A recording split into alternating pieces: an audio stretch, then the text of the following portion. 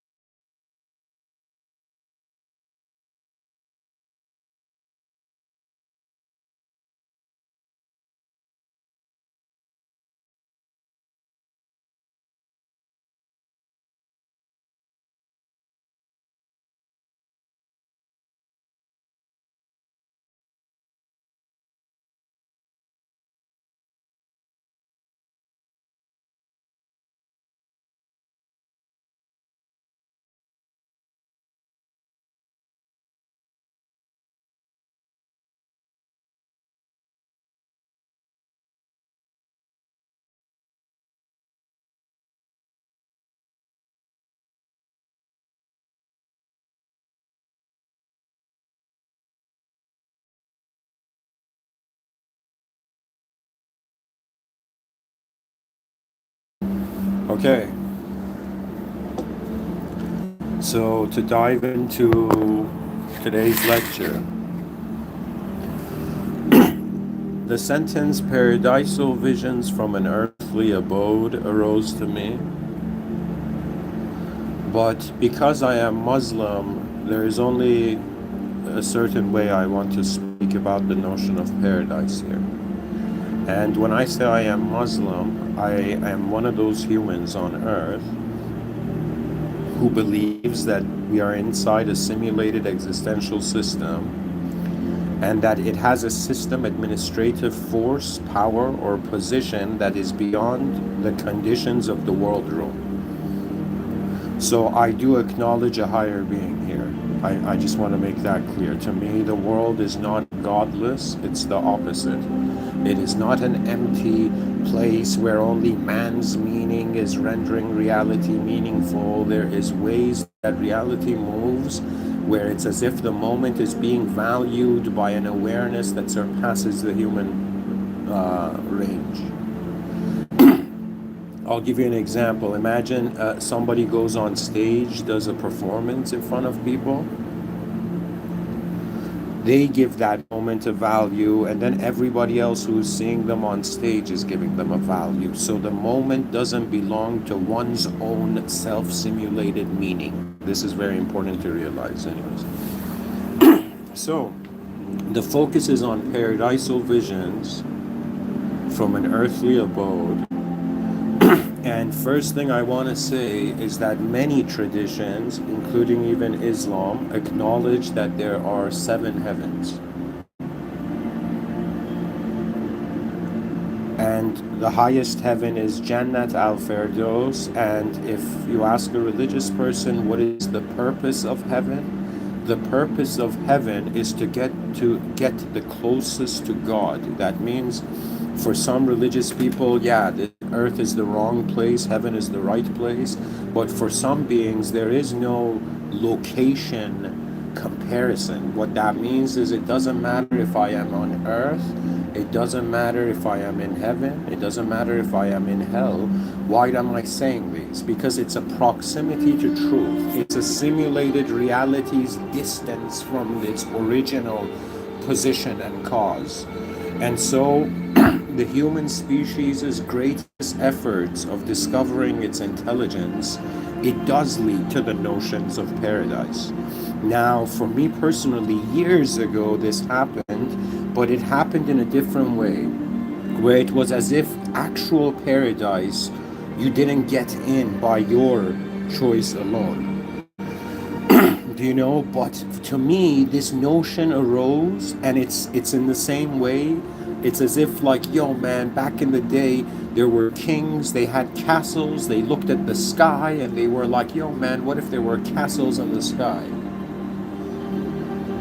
So similarly, we think about the notion of paradise, and then we think about the notion of what if paradise on earth? And to be honest, that is a worthy task for our souls. You understand? So there was when I was younger, I thought the value of a man, of its masculinity was based on just how you behaved. I thought it was behavior that was what masculinity was. And then I realized no, the true masculine energy, it is based on what you choose to confront. It is the confrontation of intensity, right? And we human beings were not built for all situations to be able to handle that intensity.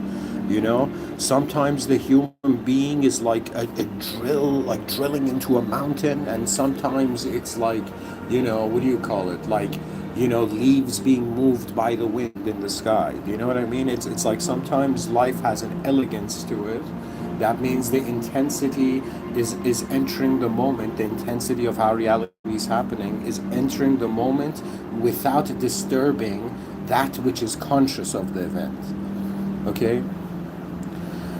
Let me tell you something even more fascinating than this, right? If you wonder about, like, let's say you were like, hey man, what makes you certified to say these things? Okay, let's say you wanted to ask for the credibility.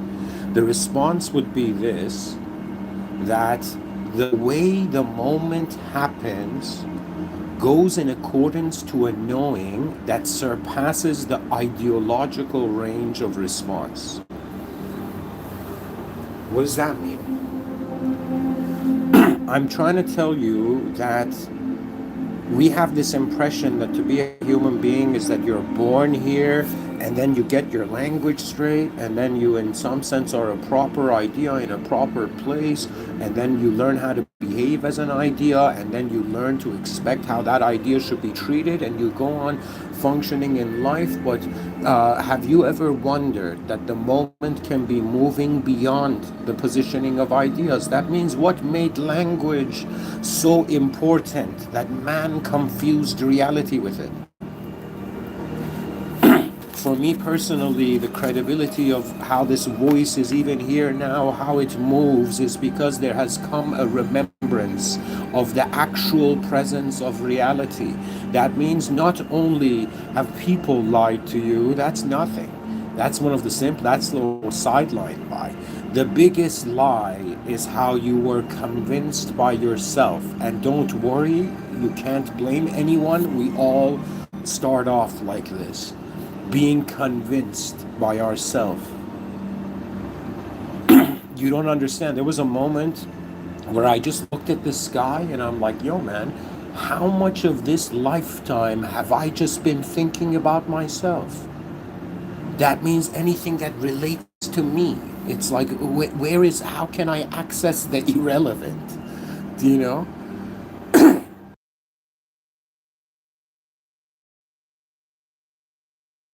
It's like, how can I relate to irrelevant realities?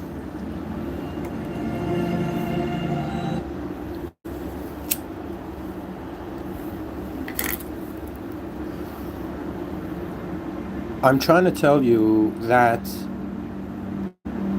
a human being on earth is not just raised by people, and is not just raised by the communication.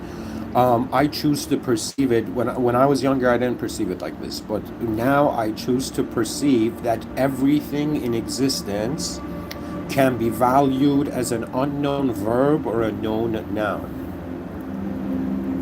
That's it.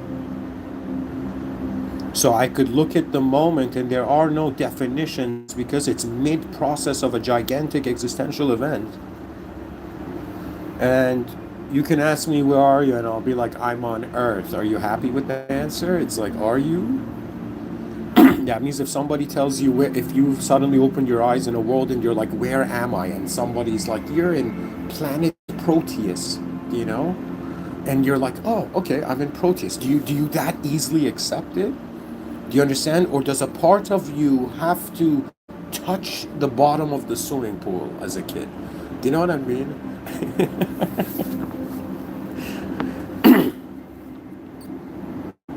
Human beings are obviously fascinated by ability, right? And we see this because our media rewards competence, which is a good thing. It rewards ability, but it's also rewarding moments that have never happened before. Do you understand? I had to just, it's like one thing that sometimes I think about, like, I have a twin brother, and he's a very well spoken and very creative person, and he's even a rapper. Do you know what I mean?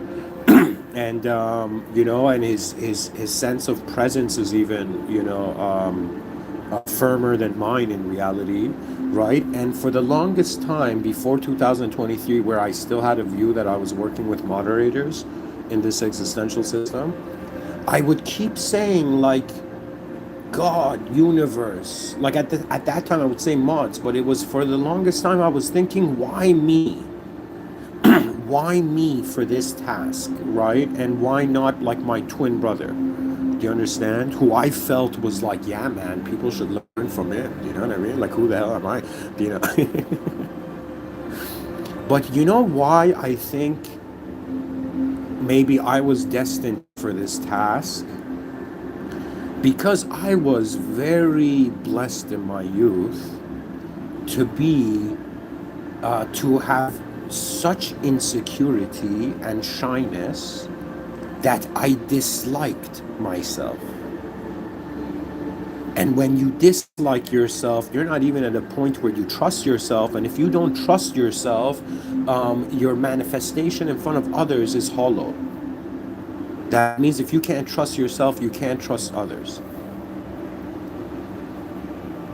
I'm telling you, you might not believe this, but it is so true. If you don't like yourself, it's like all those people who are like, yo, man, do you know, why can I not be loved?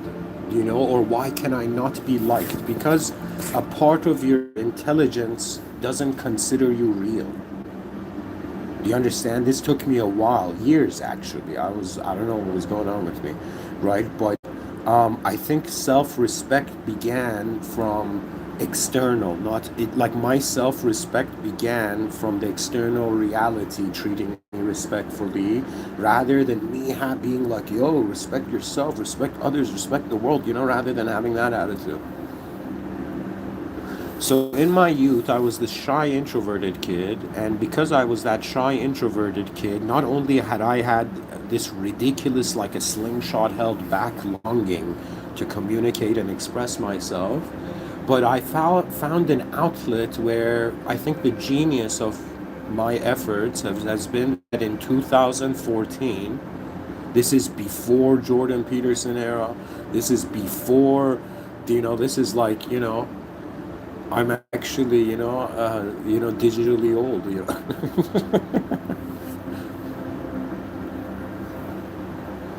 My cyber personality was born August 19, 2014. That's the Mr.Within channel's birthday. That was my official acceptance of my entrance into the cyber realms.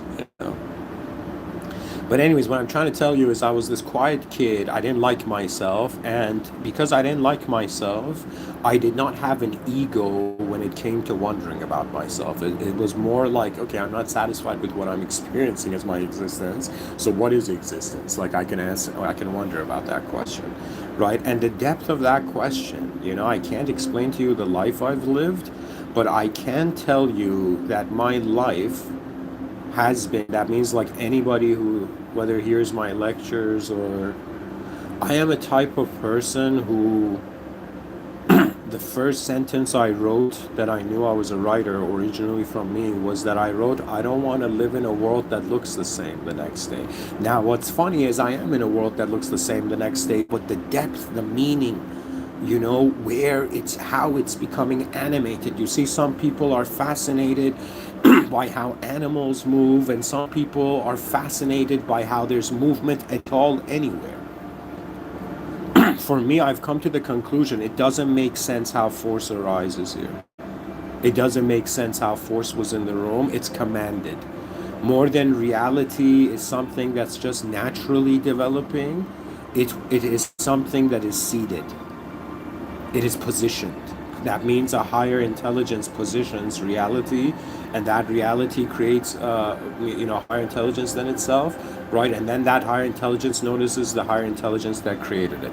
What that means is we're in the most fascinating era where people are not reactively believing in the higher power, they are consciously realizing it, that in some sense the world has an owner, but its owner is not worldly. That's the difference. There's a reason, and I'm speaking as a Muslim. If you're a Christian, you believe in the Trinity, and that's a bit different. That means I probably see my whole thing is that the reason I became even Muslim was that it was one of the only it's the only ideological system that makes truth unconditional, so you will never be attached to a condition. That means if truth was a statue, you'd be attached to the shape of that statue. If truth was an idea, you'd be attached to that idea, right? Do you understand? If truth was both of those combined, which is a person, then you're still attached to that person, right? Now, there's nothing wrong for calling for help from the system admin, but to confuse the system with the system admin is an error. Do you know what that means? That means, like, this might sound bizarre, but if a shimmering white light being appeared out of nowhere and like helped me out, and I was like, who are you, shimmering being? And the shimmering light being was like, I'm God. I'll be like, no, you're not. You just made me doubt, like, being capable of trusting you. You see, the whole point is, when truth is unconditional, you cannot get deceived by the condition. You see, the act of worship is very important because it's about what's in your awareness, really.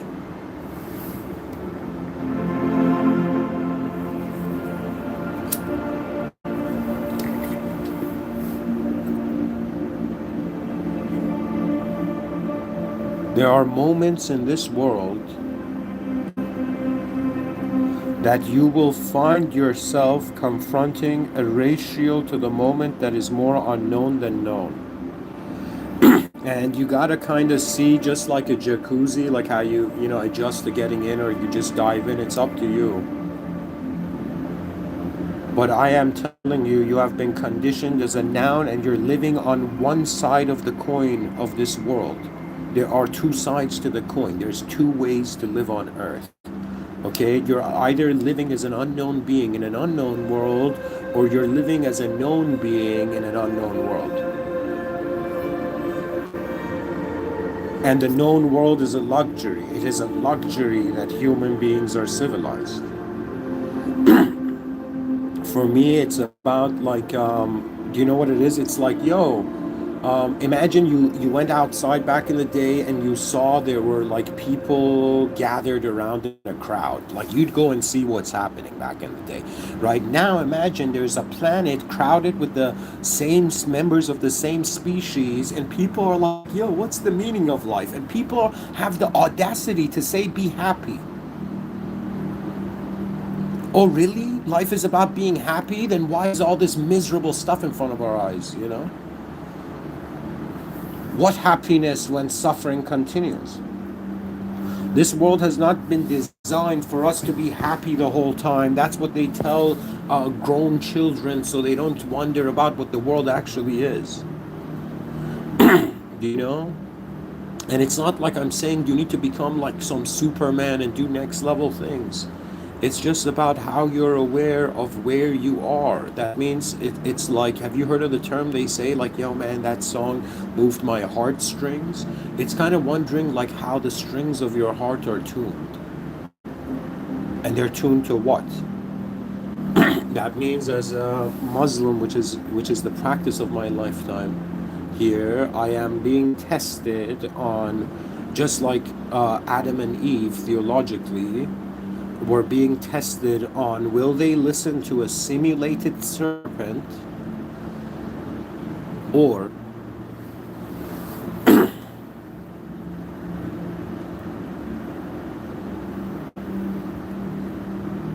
will they remember their original command, the original command of their soul?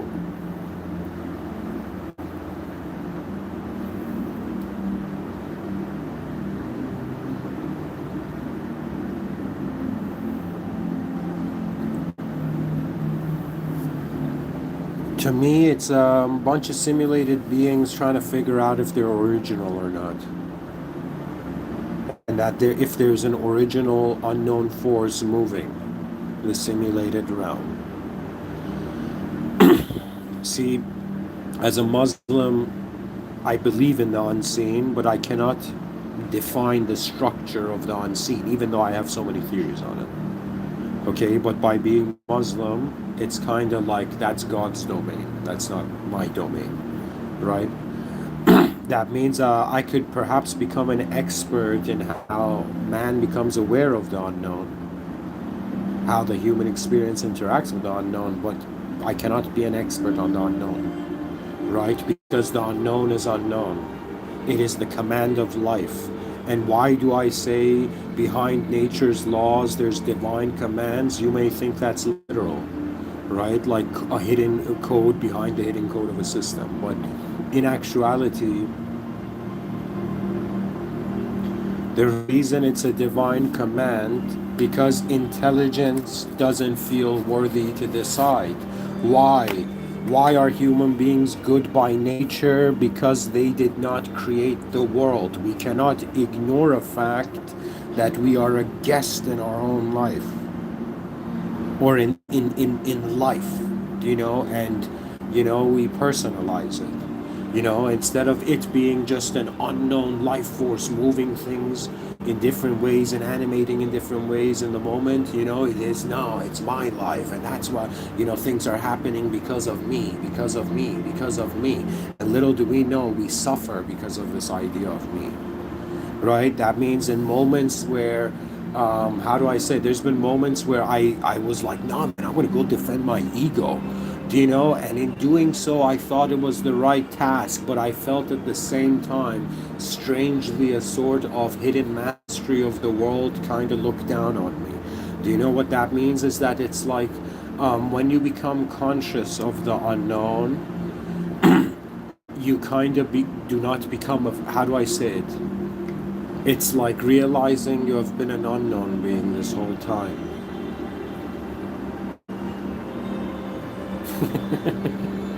You're unknown. I'm unknown. All of this is unknown. We keep it known so we don't freak out.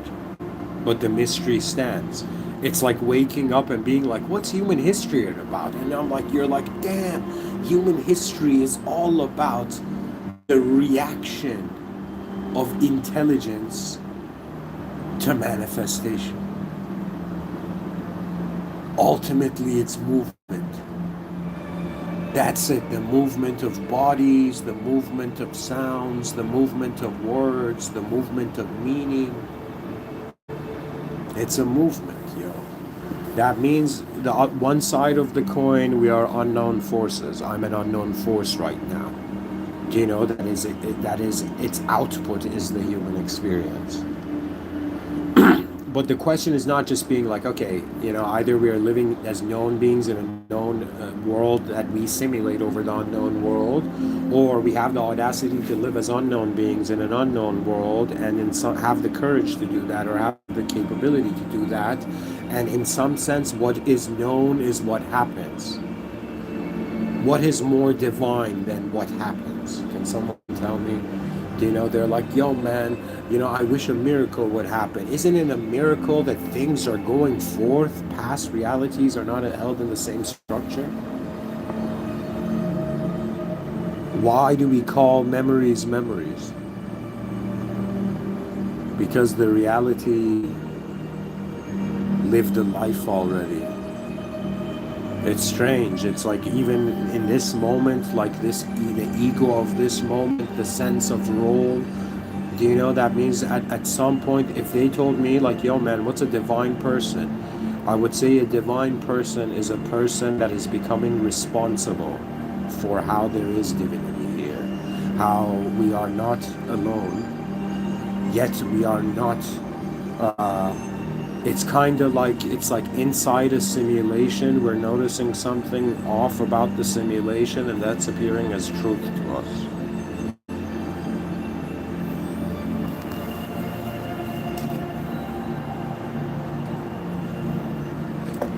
The human mind has had an ability to envision realities that were not there and make them real.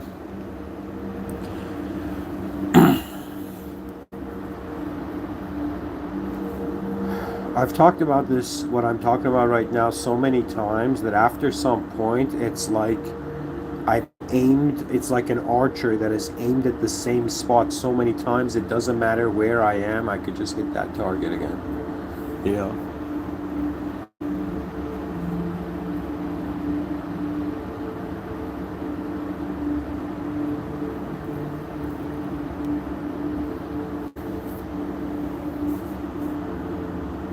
I will say this.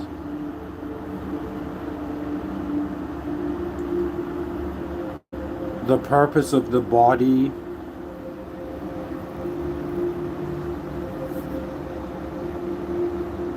is to be healthy, and just advise the younger generations, the less you get involved in the desires of culture, the smarter you'll end up.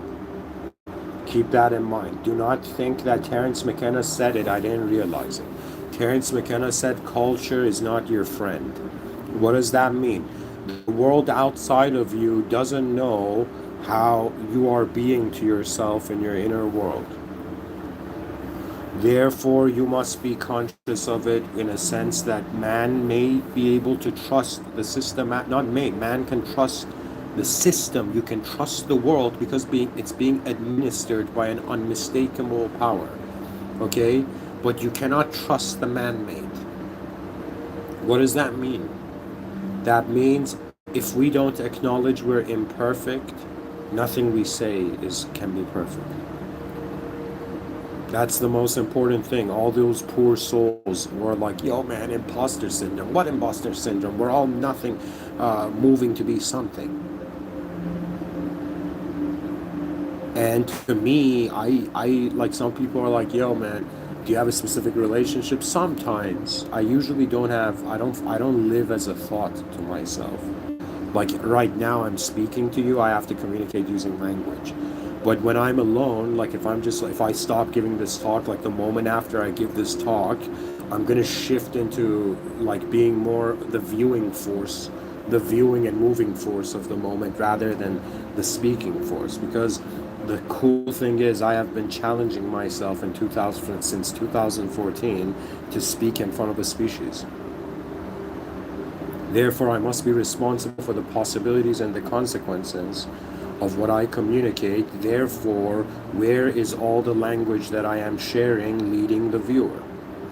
Another way of saying about this, how am I piloting the plane of existence of attention, right? And because I know that attention is very important, attention is actually fundamental, it's foundational, right? That means it's like, yo, before a child walks, it looks around.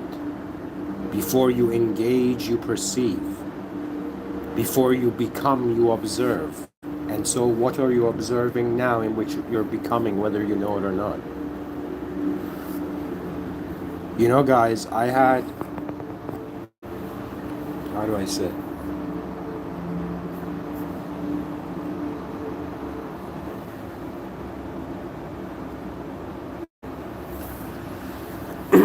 I came to this realization that the higher levels of reality require authorization. You cannot just do the right thing and enter. They require, you gotta know the right person. So think of it this way.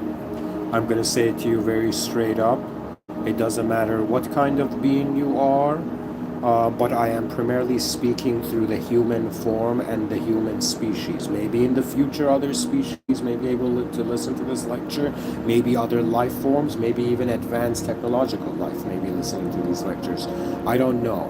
But this is an original natural moment being shared in cyberspace, as all these lectures have been. Do you understand? And now it's as if like, you know, my father immigrated from Iran. My family immigrated from Iran. My parents brought me from Iran, you know, to first Vancouver, then Toronto, to Canada.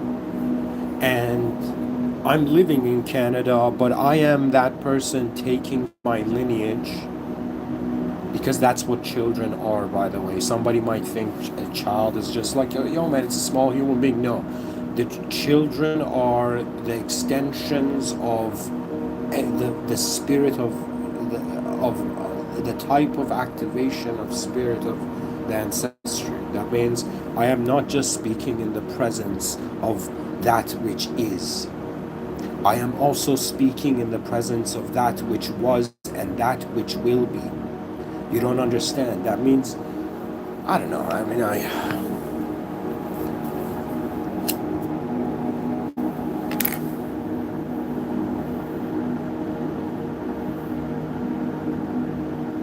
God hasn't blessed me with a wife yet, so I'm still, you know, holding, my own, whenever my heart breaks, I'm left holding the pieces. Wondering that why can human beings see advanced realities behind their eyes, have advanced visualization, all the sci-fi, all the fantasy, everything that the human mind has generated so far.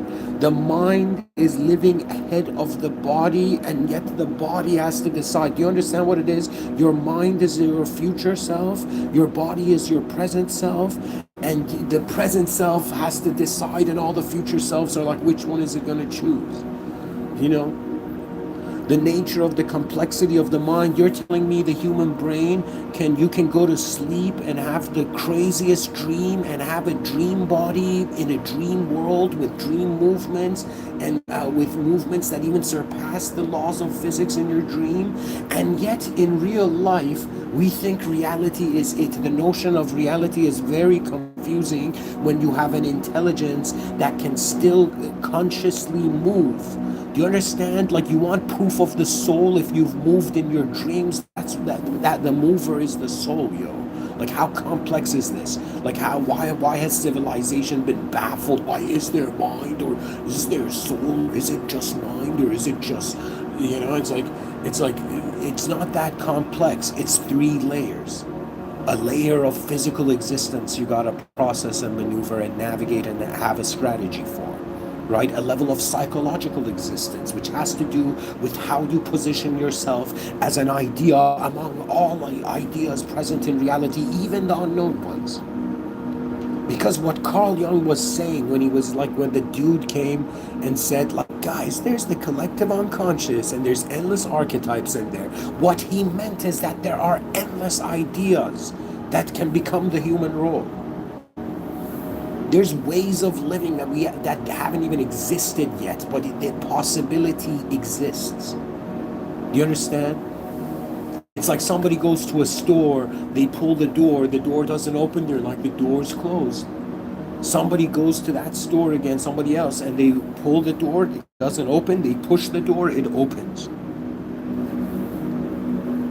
In other words, that same moment could have been engaged differently, and therefore a different reality being accessed. Right now, human beings are going about their day-to-day lives being like, yo man, I'm a person and others are perceiving me as a person, and others are people to themselves too, and we're a bunch of people somewhere. Like, that's the mentality, but the mentality should be different, because that's a being that's responsible only for its body and an idea of itself. The most advanced beings are pretty much, it's like if somebody was like, Mr. Within, explain an advanced being. It's like an advanced being is so advanced that it doesn't have a missing piece. How do I explain it? That means it is its own remedy. That means in any problem of your life that you've been like, why? Why do I have this problem? Why? You might not realize it. I should say it maybe this way, a majority of problems for humans, their answers are in the design of the problem.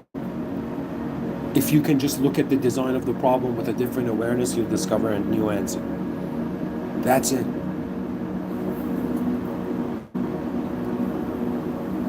You see, right now I am living as an ideological entity. I am communicating as an ideological entity, and it's like one idea has gone to another idea and being like, bro, we're not just ideas, and everybody's freaking out. All right, we're none of us are ideas, so what are we? And we're like, we use ideas to have a reference system. Do you understand? That means the concept of meaning, the concept of value. These require more than one reality.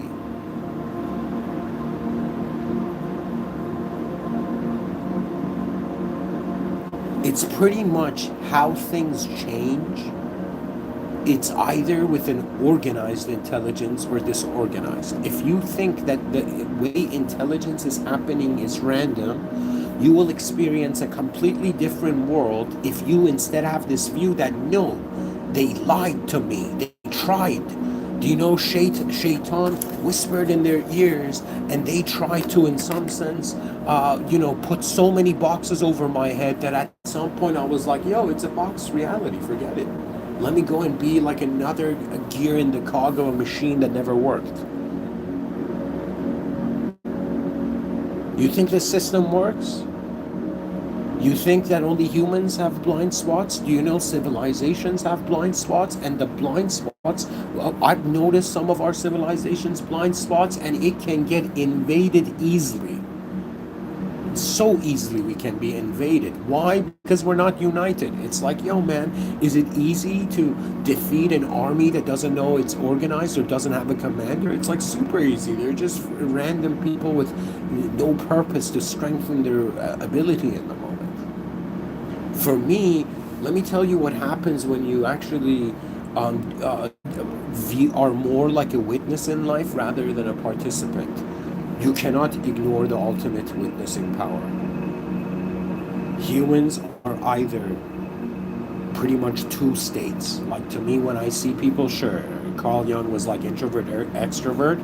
I don't believe in that shit. I don't even believe in this notion of like smart or stupid people. I just believe that how activated is that being? A foolish person is an inactive being. It hasn't been activated yet. And what does that mean? That means it's like, yo man, if that person was given the right information before they made that decision, would they make a right decision? And most people do, because logic is following a workable sequence. And logic changes in accordance to your awareness. Like, this is what they don't tell you. Your logic is based on the context not changing. That means logic works if you have a static context. I'll give you an example. There's four people, somebody goes to, one of them gets up to order a pizza, right? And looks at the four people and it's like, all right, it's just four people, all right? And picks up the phone and orders a pizza, one large pizza or something, okay? Suddenly, four more people come in. And that's when the logic of the moment was wrong. When the guy's like, sir, how many pizzas do you want? And there's four more people walking in. That person now has a new logic because there's new variables in reality.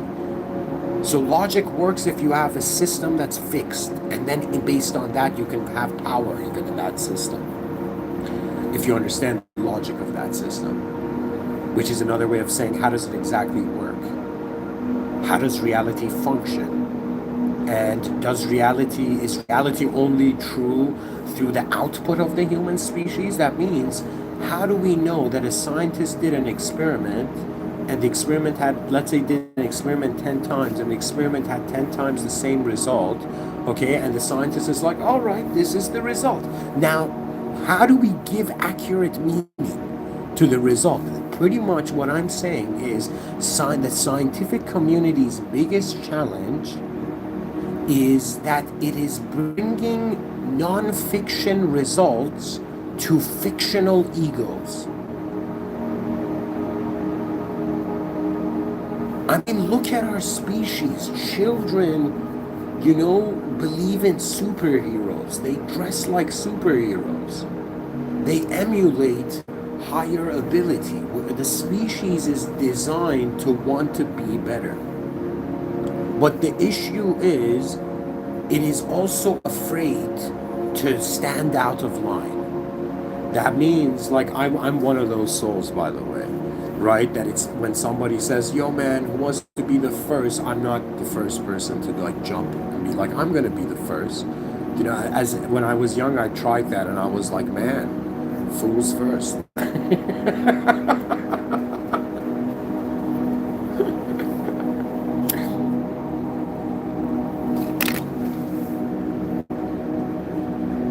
I think going third is not a bad thing.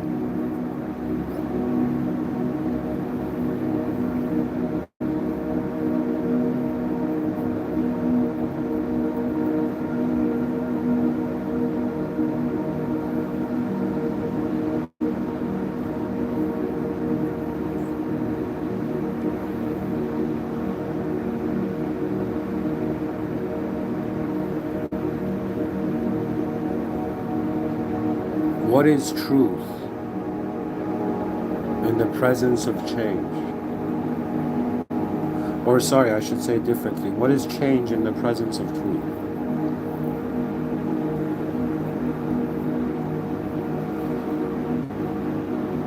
When I say paradisal visions from an earthly abode, I'm pretty much saying like the mind has attempted visualizing paradise.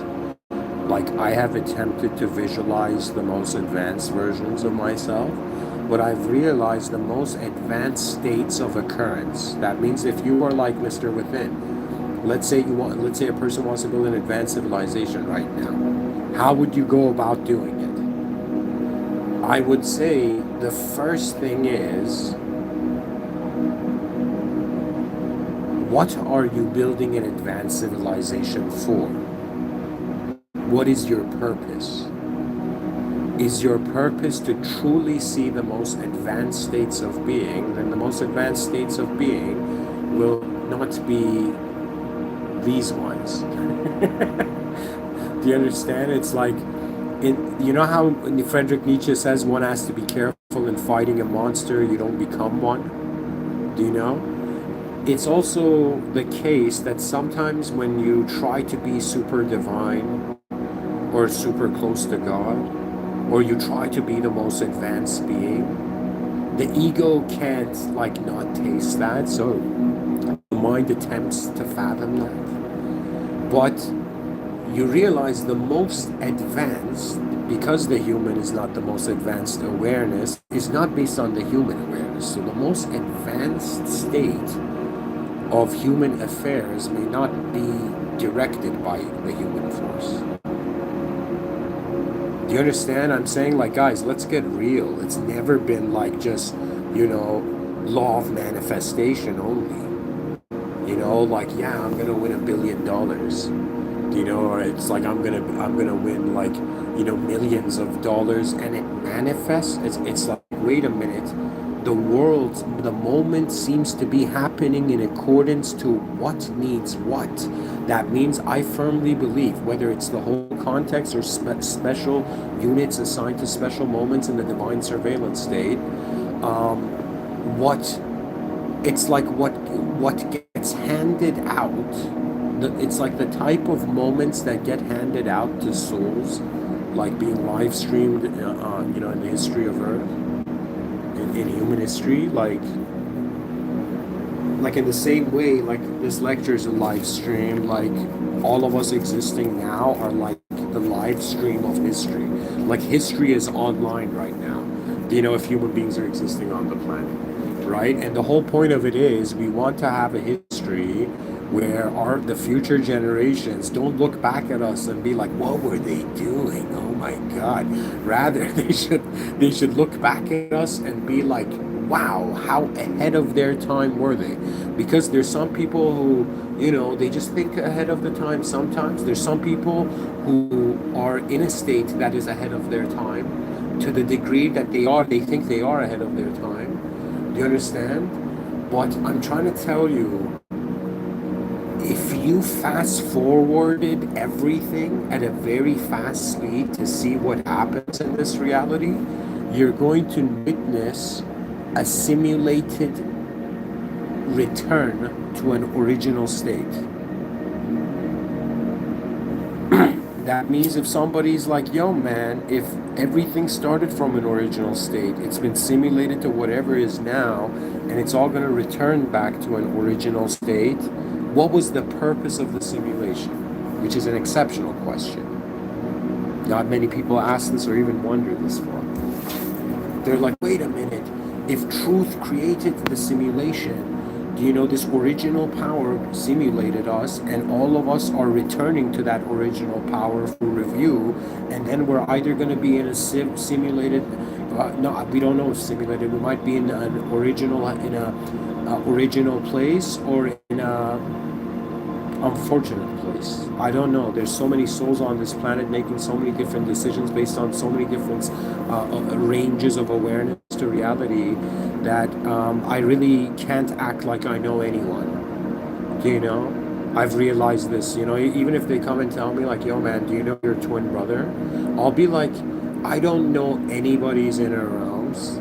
But the moment they usually communicate and express in front of me, I can kind of Sherlock Holmes it.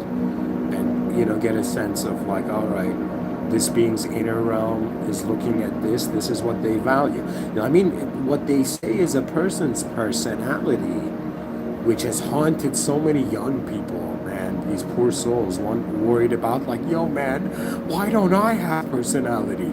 It's all about realness. Do you understand? When something's real for you, it has surpassed the range of necessity. But when somebody wants something, it's not necessarily real. Do you know? For example, I want a wife. Do you know? But it's not like, you know, I'm putting myself out there, you know, all the time. Do you know what I'm saying? So it's how do I explain it? The attention of the human species is functioning in so many different ways, and it's like all these different beings here. Some of them look the same, and they're like, what do we do here?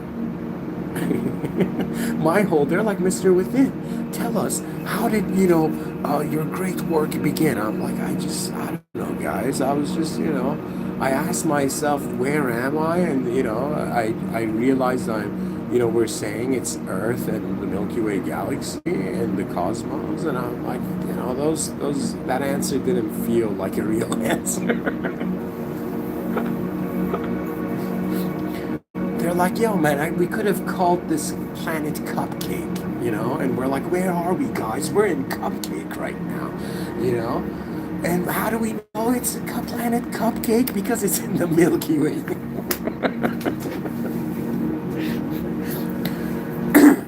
Do you see what I'm saying? It's language games, folks. The reality of life, to be a street smart soul, is to realize the dimensions of reality early on. So as you go on experiencing your moments in your life, you see way more than before. Like, that's my whole effort. You know, they're like, yo, Mr. Within, are you trying to awaken, you know, the future generations and the youth? I'll be like, no.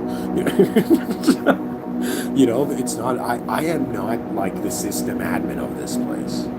Do you understand? I am in no way like, even if somebody's like, yo, Mr. Within, you're my hero. And I'm like, you know, it's like, okay, you know, I'll be like, oh man, unfortunately, I don't believe in the conceptual idea of a hero. It's like, yo, man, you know, what are the downsides of dating a philosopher, right? It's like you never know what they believe.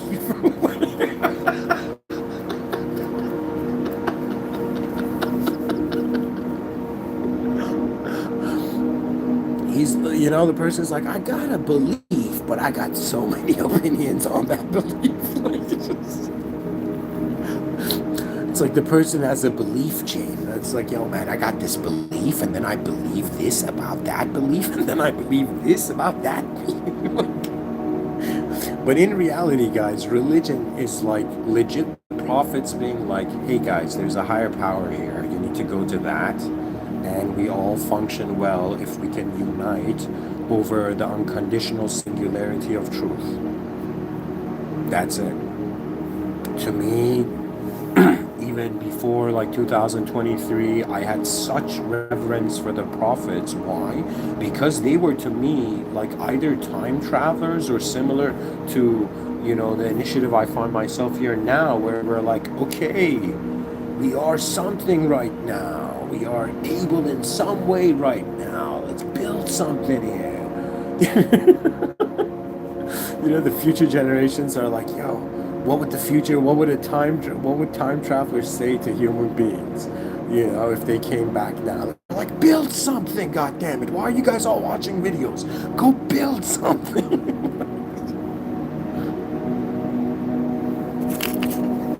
It's like, what if I build another video on a video? Reality is ridiculous, guys. I don't know if it's a sign of me getting older, but like I realize that we have been living in the information age like it's been a comfortable couch. It's like they're like, yo, man, how does it feel having access to all information at your fingertips? I'm like, it feels weird, man. It's like it doesn't feel natural. They're like, but AI gives you better options. I'm like, yeah, but still, man. There's something about this life where it's not us becoming addicted to our own creation. Like when I went to film school, like you might not believe it, but technically I have like a film degree in film production, from the prestigious Toronto Film School. It got way more prestigious, after.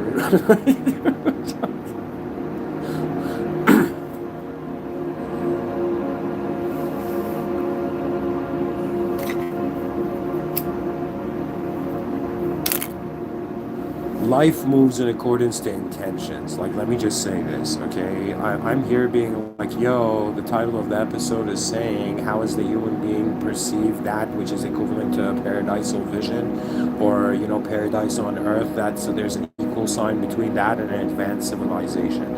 I'm that human being who's realized every person in history, notable person in history, they've decided on a bell, and then they've come in life every day and rang that bell. Okay, for me, the bell I have chosen, that I felt like it's the burden of me as it's like I live a complex inner life, but it's mere by the intensity of the moment that commands it. That means I'm a very silly person if there's nobody around. I sometimes feel like I have a type of humor that's not from this realm.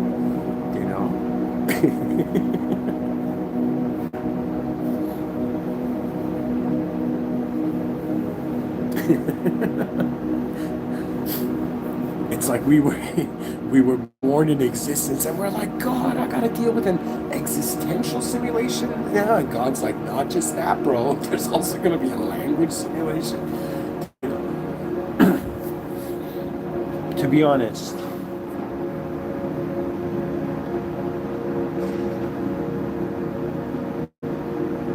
I am the generation that saw, the film Gladiator when it came out. Do you understand? In that moment, in that film where the dude was like strength and honor, I'm sure every soul, like it wasn't even just something for like men to just identify with, but it was like every soul in that moment was like, yes, to be strong in reality, but also to have honor in reality. And my biggest, like, if somebody's like, yo, man, like, to me, you don't understand.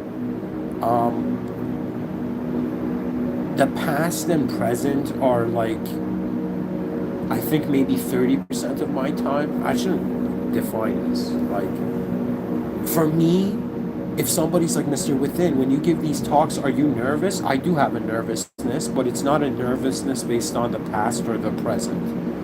I am nervous because not only the system admin of reality and the whole divine surveillance state is witnessing me, okay, but the future generations are. That means any expression on earth will be reviewed by the future generations, whether you like it or not. And if they're like Mr. Within, have you given lectures consciously in the presence of the unborn? I will say many. And I don't know how many human beings on this planet can even say something like this. That they feel the tension of how the unborn future generations is watching them now. That means if you truly want to become an advanced human being, okay, you have to wonder about the most advanced possibility in all dimensions accessible. For me, I was like, yo, that's gonna be my bell, the bell of advancement. The name Mr. Within becoming synonymous with any being ever in existence that's had an urge that, yo, man, I'm here in a world, and the world's bigger than my inner world, so I must serve this world. We must conduct in civilization, like we must handle this now, right? And people are like, yo, man, we don't know if the future, if the millennials or even the younger generations are mature enough to handle civilization. Maybe, the boomers have to. I'll be honest. Divine management, nothing to be afraid of other than ignorance.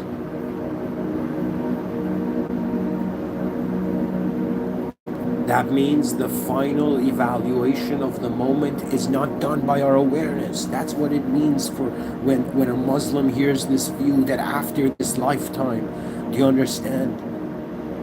If they're going to be honored or dishonored.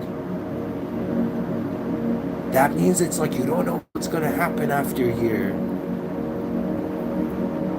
But you know that if you continue as consciousness beyond this life, a part of you will see your life and be like, did I do enough?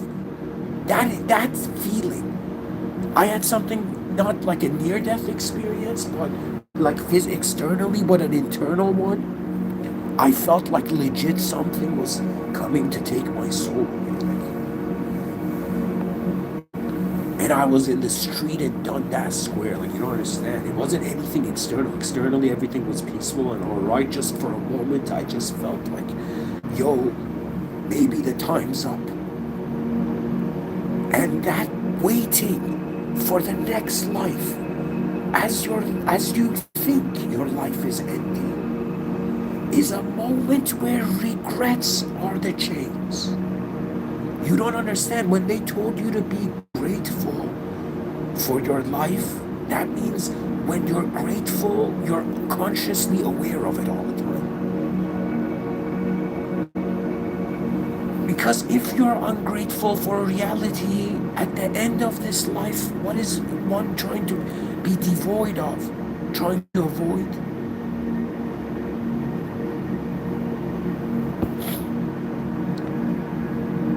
What could have been done? That's the regret. I have it even right now as a human being.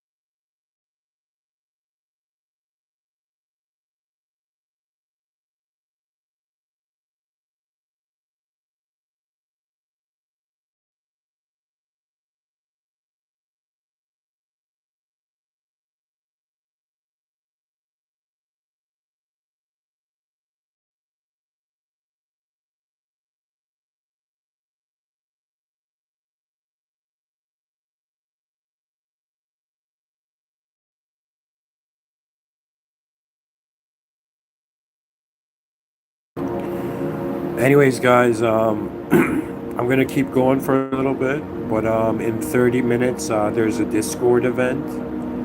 You just need to go to the community section of the channel, and you can find the link there. Okay.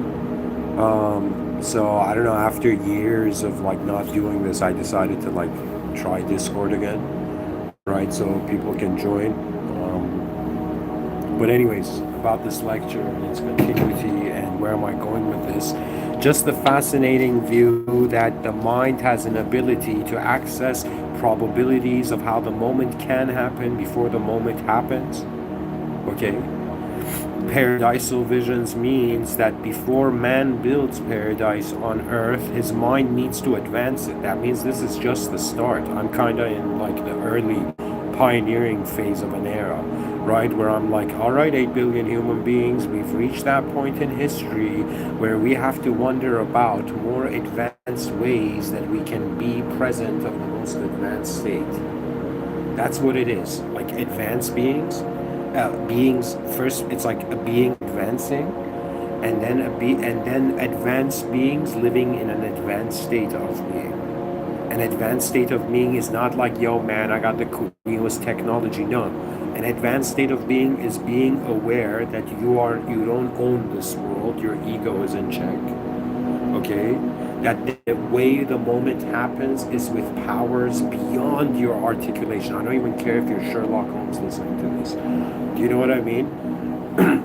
There are unknown variables that influence known moments. Okay, how known things happen. So you got to realize that life does not happen in accordance with just your will. You have free will to choose how to express yourself, but it doesn't just happen because you want something to happen. It happens because of what there is happening at all there. It's kind of like the street smart person was only the person who was like, okay, man, I don't want to hear people's stories. I want to say, okay, so what's happening exactly? And when you figure out what's happening exactly, like being a youthful kid that swam to touch the bottom of a pool, and once you did it, you understood the comfort established. Seldom is this said, but to confront our fears leads to our eternal, our not eternal, but our immortal comfort with them. That means nothing can be scary forever, just like nothing can be beautiful forever. It's not a conditioned state. There's change, there's growth. That means you're not just in a cycle of reality, you are in an evolution of reality. The ways we're living now, our ancestors couldn't fathom. The way they're going to live in the future generations, we can't fathom, but I'm telling you to start trying. This is something that I don't even know. I think I've opened a new genre, right? That means people throughout their day, they have like their spirituality, they have their religiosity, they have their being a normal ego, like outside in society, and then they have that part of the day which is just advanced responsibility of an advanced awareness to reality. That means in an advanced civilization, every citizen at the end of the day checks in, but it's not dystopian because it's too advanced to be inefficient. You don't understand. It's like there's some beings wondering about the greatness of all greatness, and they've come to the realization that the system admin chooses. So if somebody's like, if they're like Mr. Within, what's your view on building an advanced civilization now? The first primary thing, maybe I didn't say that before in this lecture, but I'll say it again, like, you gotta contact the advanced power. So I have prayed for an advanced civilization. I have prayed for the most advanced life. I've prayed for this for all of us to get to see the most advanced state the human species can be. I also believe that God has kept us still in this realm because the sins that human beings have made since ancient times, it kind of points to realistically our civilization should have been wiped out because of its ignorance.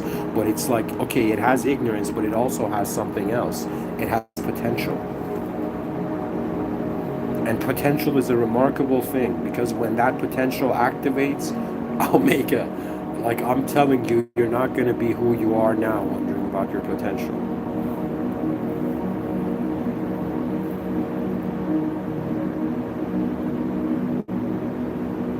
It is important to be honest with reality. It is important to also be brave in reality, but a bravery through the logic of reality. So, what do I mean by that?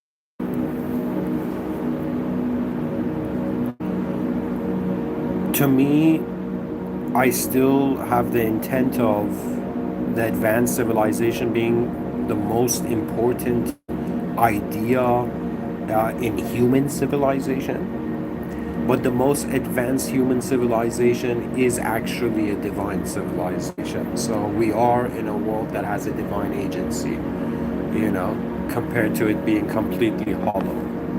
Okay? So when you hear, like, when you're in a world that has a divine agency, that means that your free will, which is a type of agency, okay, is not in charge of, like, there is a superior agency managing your agency. Okay? There's a huge difference between how theologically humans were positioned and other entities were positioned. We were positioned with system admin privileges. People misinterpret many religions, not understanding that there is peace and brilliance within them as well.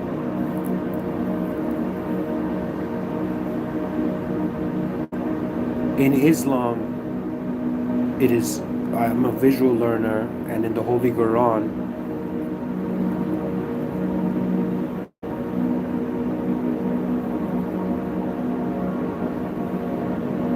man has been positioned as a Khalifa, which means as an ambassador to express the divine attributes, which are the 99 names of God, to the lower worlds.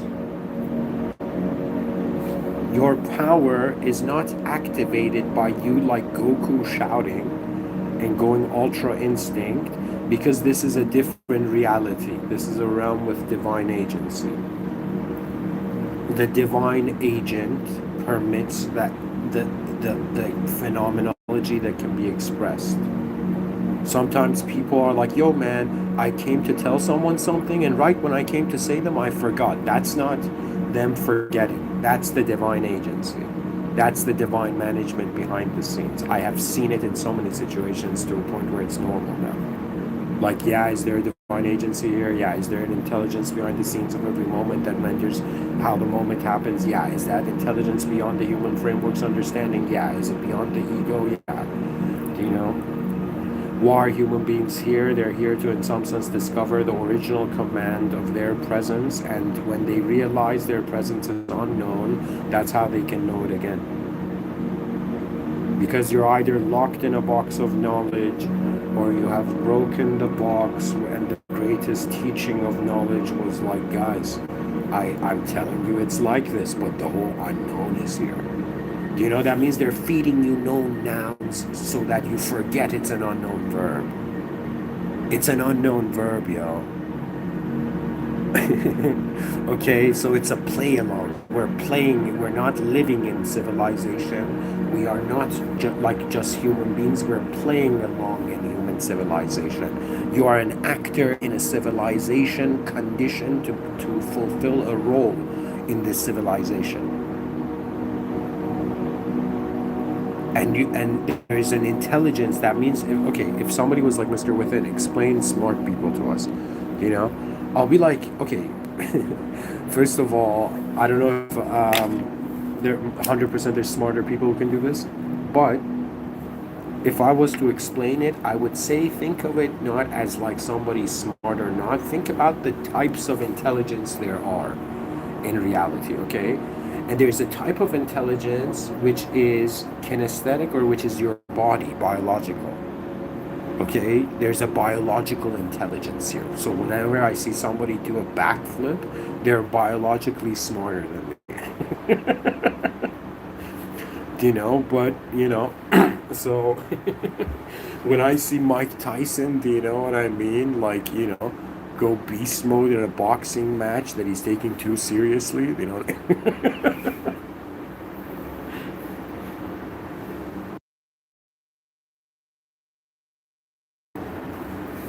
I think what none of us realized about Mike Tyson was that he's such a gentle soul, but his external reality is so rough that in some sense it's as if like maybe his Maybe his innocence is shocked by this. Okay, this is too deep already.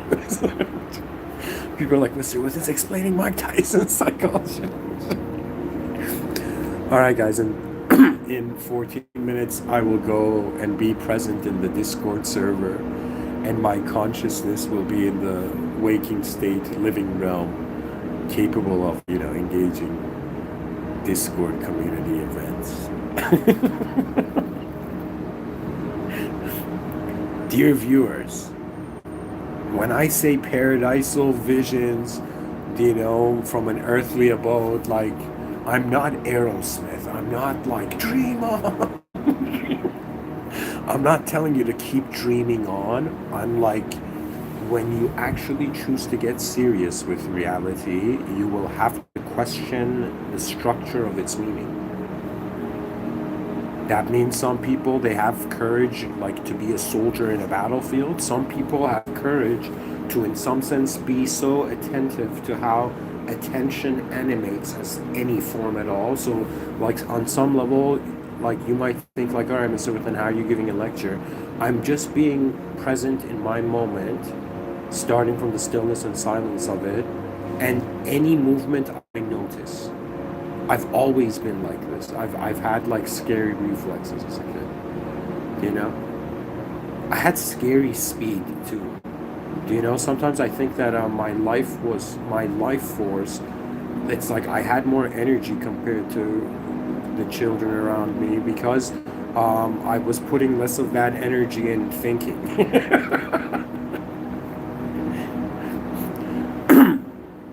It's strange. It's like if somebody tells me, have you been living on Earth? I'll be like, that doesn't sound right. It's more like I've been being in existence for some time. But this is how the nature of that existence appears. I find myself not giving this talk like in the Andromeda Galaxy, It's like, hey, Mr. Within's back, hey! It's like, yo, the New Jersey of the Andromeda Galaxy.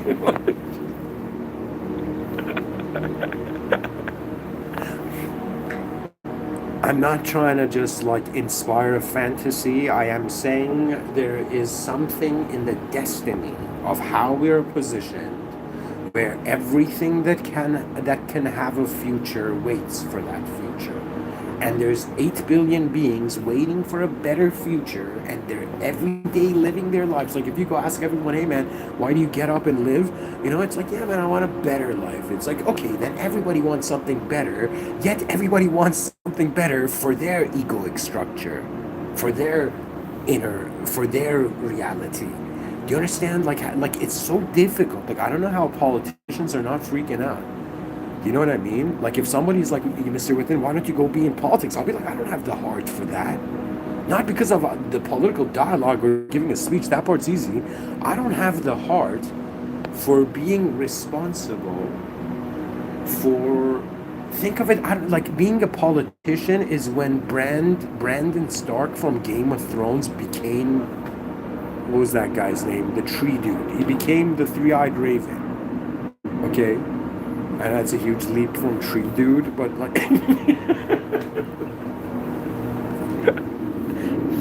That's what I'm telling you. Life does not just function in accordance to concepts, moving in a context. It also works in accordance to what there is an awareness of. And awareness to reality is the nature of power. So if they're like, yo, Mr. Within, how would you fix the educational system globally? I'll be like, there's no such things. Like, we can't lie to these kids. These poor kids think we're their teachers. Like, do you know what I mean? Like, if I'm in a, if I was a teacher in a school and a kid in the classroom was like, teacher, I'd be like, go stand outside and think about what you just said to me. Do you know what I mean?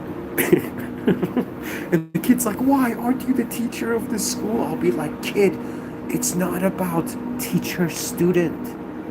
Because learning never stops, because the world is too big and unknown. It's about being explorers. For me, if I was to reset the, like, if I was like, some person who the species would listen to, I would say, go immediately make the educational system like a ranking system. Do you understand? When you make it like a ranking system,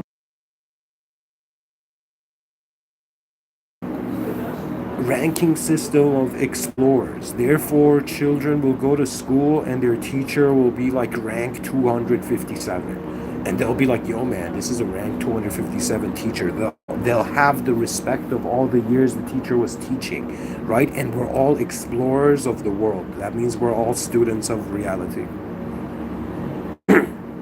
And I'll wake up these kids from thinking that responsibility is something they should postpone. It's like, yo man, how do you get a species? How do you get generations of, how do you get the most laziest and self-entitled generation? It's like as if they're like, yo man, we have all these, sorry guys, I'm thinking like a general of an army right now. And I'm thinking like if they were like, how do you get the most laziest, self-entitled, oblivious, delusional people on reality to build the most advanced civilization? I'd raise my hand and I'd be like, I'd take that army, you know. Why? Because the way I would inspire would be like this, where I would be like, hey everybody, please pay attention to what has been happening on this planet. And it has been an evolution of conscious responsibility. We became responsible for our body. We became responsible for our mind. Then became responsible for the expressions of the body and mind. So I'm telling you, if you climb the staircase of responsibility, it'll be like, yo man, a round of applause, that person's responsible for themselves. Yo, that family man, you know, or woman is responsible for their family, a round of applause. You understand? Right? And then they're like, yo man, that person's responsible not just for themselves, for their family, they're responsible for their neighborhood, community, and then they're responsible for their nation, and then they're responsible for the planet, and then they're responsible for the atmosphere, and then the whole universe, if you're smart enough. You understand? So I'm saying the responsibility of humans has been nerfed by humans themselves, and it's capped at responsibility for nation. Maybe some rare souls in a nation want to become leaders of that nation again. I think maybe it's like maybe 5%. Feels like it should be around that range. Maybe 3 to 5%. And it's all about responsibility levels. Now, I want you to imagine when you hear that like somebody is a Muslim, it means I praise a being responsible for all simulated realities.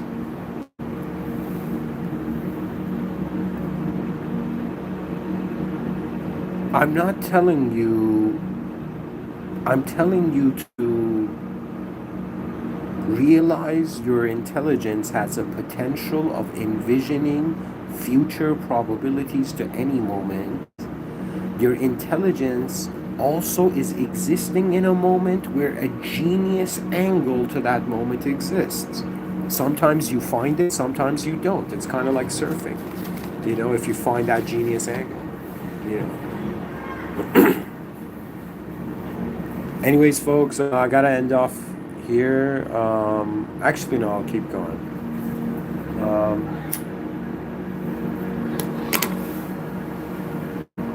I have wondered, you know, I have often wondered that at the end of this life, how would I feel about my life? And I'm like, yo, man, maybe that's what's important, you know? Everybody's preparing for their last moment here. We're just taking a lifetime to prepare for it. But eventually that moment will come, and reality, it's like as you get older, you begin to realize, all right, you were on a public stage of performance. existential stage of performance. Like my grandmother, who's like getting close to 90 years old, she cannot perform in the same way that I exist. Like, for example, someone who's 33.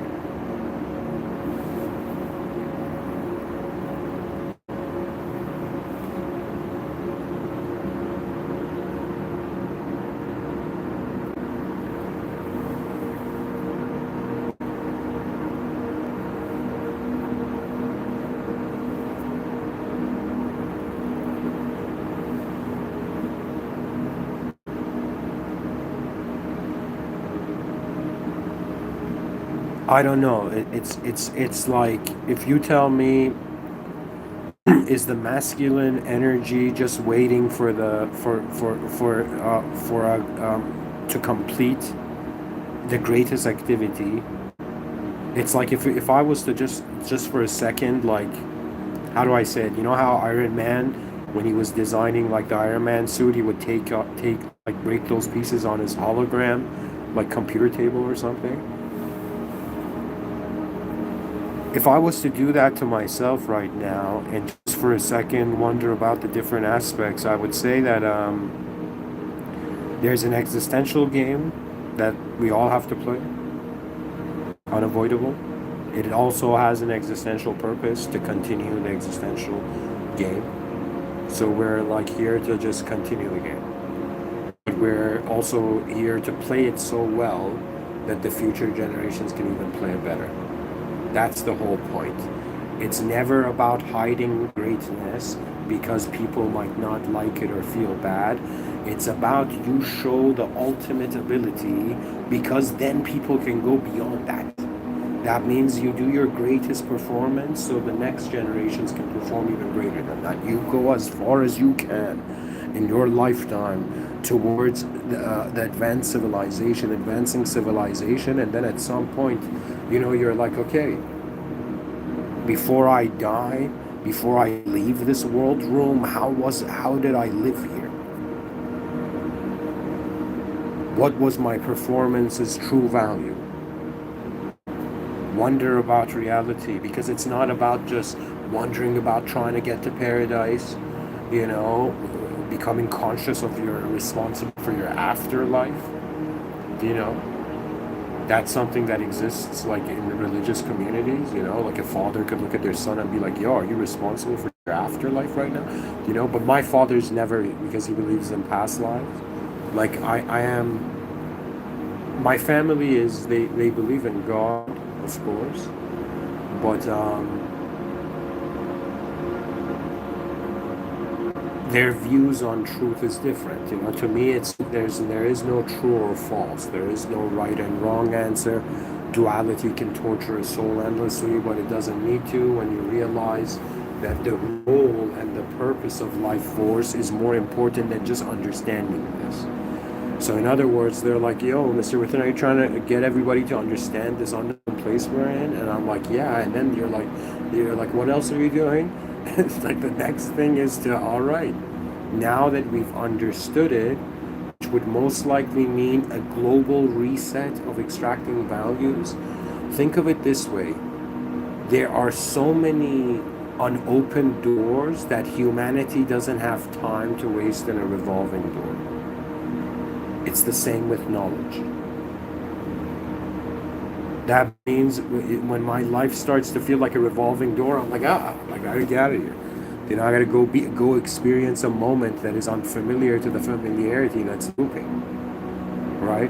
And the only way I haven't gotten bored giving these lectures is because the lectures are just an opportunity for me to just come and report and document, right? Like how far I got to see that day.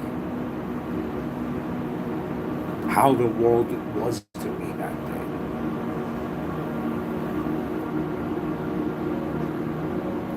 And every person gets to see the destiny. That means it's like from the moment, imagine, in the future I die, and then what happens to my lectures, it's like who I was, how true, how honest, how present, how able, how advanced I was, it will not be just in how it be present in the lectures, it will also show what I deserve.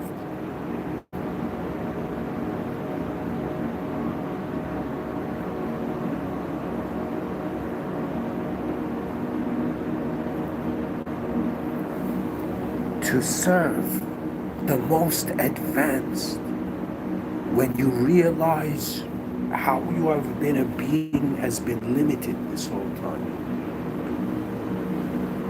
Some realities shatter, but some realities evaporate as if they were never there.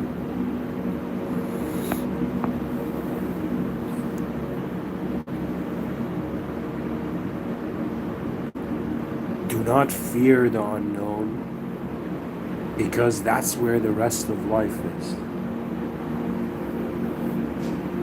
Thank you for listening. In the name of God, the most benevolent, the most merciful. So folks, I will be going on Discord now. There's a discussion circle going on. People can come up with questions they've had in their mind and the group's going to answer it. Go to the community section of the main page of the YouTube channel and then click on the Discord link and join the event, and we'll see how it is. I haven't done this for years, so alright, see you there. Thank you for listening.